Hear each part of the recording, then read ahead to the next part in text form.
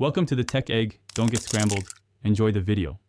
Start by gathering 1 packet of Maggi, the included tastemaker 1, 5 cups of water, 1 tablespoon of oil, 1/4 cup chopped onion, and 1/2 cup mixed vegetables. Measure ingredients on a clean surface so cooking flows without interruption. If adding egg or cheese, crack 1 egg or grate 15 grams of cheese and have it ready. Keep a lid and a spoon within reach. This prevents overcooking and makes stirring efficient for the next step. Heat a non-stick pan over medium heat and add 1 tablespoon of oil. Sauté 1/4 cup chopped onion for about 2 minutes until translucent.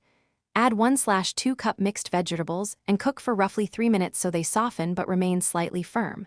Pour in 1/5 cups of water and bring to a rolling boil. Break the Maggi cake into the pan if you prefer shorter strands.